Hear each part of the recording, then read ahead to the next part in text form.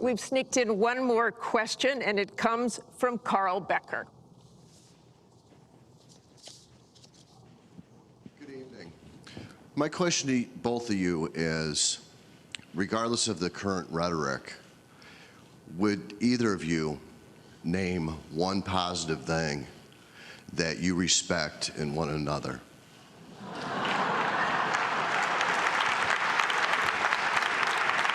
Mr. Trump, would you like to go first?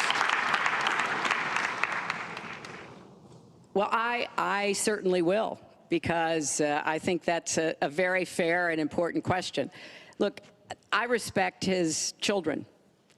His children are incredibly able and devoted, and I think that says a lot about Donald.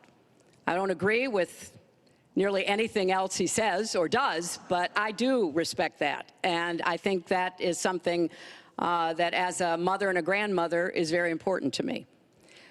So I believe that this election has become, in part, so conflict-oriented, so intense, because there's a lot at stake. This is not an ordinary time, and this is not an ordinary election. We are going to be choosing a president who will set policy for not just 4 or 8 years, but because of some of the important decisions we have to make here at home and around the world, from the Supreme Court to energy and so much else. And so there is a lot at stake. It's one of the most consequential elections that we've had. And that's why I've tried to put forth specific policies and plans, trying to get it off of the personal and put it on to what it is I want to do as president. And that's why I hope people will check on that for themselves, so that they can see that, yes, I've spent 30 years, actually maybe a little more, working to help kids and families, and I want to take all that experience to the White House and do that every single day. Mr. Trump.